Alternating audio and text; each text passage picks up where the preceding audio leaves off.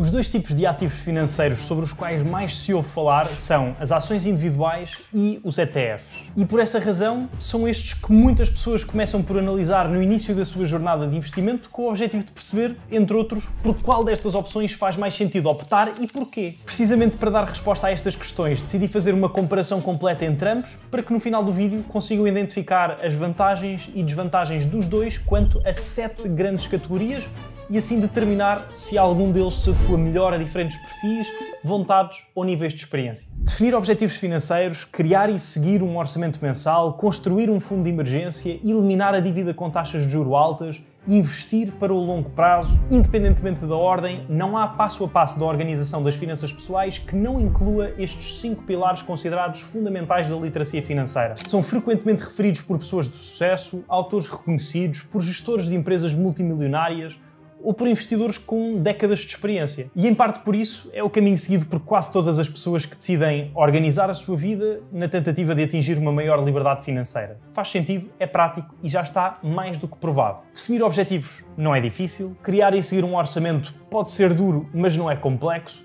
construir um fundo de emergência, idem, eliminar a dívida má depois de saber identificar pode demorar tempo, mas pouco a pouco e com as bases asseguradas é possível. A etapa considerada mais difícil e que acaba por demorar mais tempo a iniciar por uma grande parte das pessoas em Portugal, pelo menos as que vou conhecendo e com quem tenho a oportunidade de conversar, é investir. E é natural, quanto mais não seja porque ao investir o capital está em risco, na medida em que o valor dos ativos pode subir ou descer, e nós portugueses somos tipicamente aversos ao risco. Crescemos a ouvir dizer que o mais importante é poupar, que o dinheiro está bem no banco ou debaixo do colchão e, como consequência, a ideia de aplicar capital em coisas sobre as quais nunca se ouviu falar e que parecem difíceis de perceber é assustadora. Especialmente quando chega a hora de escolher em que ativos investir e se percebe que o número de opções à escolha é interminável. Aliás, eu passei por essa dificuldade há uns anos quando decidi começar a construir o meu portfólio. Estava feliz por finalmente ter decidido aplicar os meus primeiros euros e de repente dou de cara com 2 instrumentos financeiros que eram e são os mais conhecidos e falados, e incluídos neles dezenas de milhares de opções. Foi aí que me surgiu a grande questão. É melhor investir em ações individuais de empresas ou em ETFs? Na procura de uma resposta, mergulhei a fundo no tema e identifiquei 7 principais categorias em que é possível compará-los e daí tirar uma conclusão que se enquadre no perfil de cada um, sempre depois de uma pesquisa própria. Comecemos então pelo conhecimento necessário, muito importante independentemente dos ativos escolhidos, mas com diferenças significativas entre ações individuais ou ETFs. O investimento em ETFs consiste, numa grande parte dos casos, na identificação de um índice de mercado cuja composição se quer replicar. Isto significa que, não uma, mas sim centenas ou até milhares de empresas diferentes, eventualmente de indústrias diferentes e geografias diferentes, vão contribuir para o resultado do investimento. Há uma análise a fazer, claro, mas não é preciso dominar por completo os relatórios financeiros de cada uma delas individualmente, nem conhecer de trás para a frente os negócios de todas as corporações incluídas. Já com as ações individuais, a perspectiva é bem diferente porque o resultado da operação está 100% dependente da empresa escolhida. Então, querendo maximizar a probabilidade de se fazer um bom investimento, é essencial que se conheça em detalhe o negócio da empresa, as dinâmicas da indústria e quem é a concorrência, quais são as suas vantagens competitivas, qual é a estratégia que está a seguir e como é que pode impactar os resultados futuros. E tudo isto exige que se saiba navegar bem pelos relatórios das corporações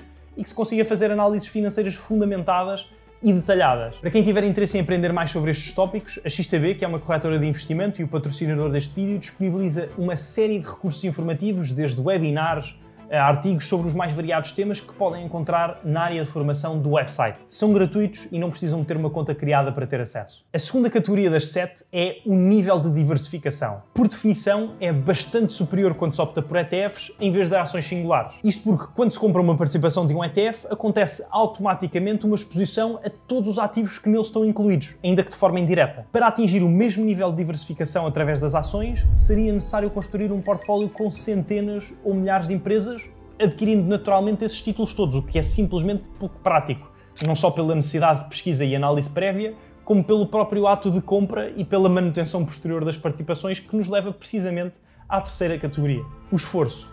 Quando se tem um portfólio composto maioritariamente por ações individuais, é importante conhecer o estado corrente de cada uma das empresas para se garantir que estão saudáveis, que os negócios ainda são tão apelativos como quando nelas se decidiu aplicar capital e que a perspectiva de crescimento futuro se mantém. Para que isso aconteça, é imprescindível estar a par dos resultados, acompanhar as mais recentes notícias, tanto sobre a empresa em questão como do ambiente que pode influenciar a sua atividade e fazer eventuais ajustes. Na prática, um esforço contínuo. Já nos ETFs, o trabalho necessário é tendencialmente mais reduzido porque os próprios fundos vão fazendo os ajustes necessários aos seus constituintes mediante as suas políticas. A quarta e a quinta categoria costumam andar de mão dada e por isso apresento-as em conjunto. O risco e o potencial de retorno. O primeiro consiste na possibilidade do resultado gerado ser diferente do esperado, o que no investimento é muitas vezes associado à perda do capital aplicado. O segundo materializa-se no resultado efetivo que se pode obter, negativo ou positivo. Agora, como é que uma ação individual e um ETF se comparam nestas duas categorias? Como vimos, o desempenho de uma ação está 100% dependente da empresa em questão, o que significa que se a sua atividade correr bem e mais um conjunto de fatores se verificar, a ação pode valorizar. Se correr mal, pode desvalorizar. Nos ETFs, a volatilidade tende a ser inferior porque a diversificação faz com que as variações de desempenho de cada componente impactem o todo de forma menos significativa, o que se materializa num risco mais disperso. Na realidade, este raciocínio aplica-se de forma similar quando se compara o potencial de retorno. Se um negócio de uma corporação de que se é acionista crescer de forma significativa, a sua ação tenderá a valorizar e o retorno do investimento a ser significativo. Mas quando se trata de um ETF, mesmo que uma empresa nele incluída tenha um desempenho extraordinário, o mais provável é esse resultado ser abafado pelo desempenho dos outros constituintes com retornos menos significativos ou até negativos. Há uma normalização da distribuição do risco e do potencial de retorno. O que isto significa é que, tendencialmente e em termos gerais, o potencial de retorno de um ETF é inferior ao potencial de retorno de uma ação individual, e o risco de uma ação superior ao risco de um ETF. Digo em termos gerais e falo sem absolutos porque, como em tudo, quando se olha para casos particulares é possível que estas considerações globais não se verifiquem. Por isso mesmo é que novamente relembro que é crucial fazer uma análise própria antes de se investir em qualquer ativo financeiro ou utilizar qualquer serviço e que nada do que é dito neste vídeo deve ser interpretado como uma recomendação de investimento. Não sou consultor financeiro. A sexta categoria é a dos custos em que se incorre quando se transaciona os ativos, que variam entre instituições financeiras, sendo que algumas cobram comissões por cada transação, o que pode significar uma grande despesa caso queira construir um portfólio de ações diversificado,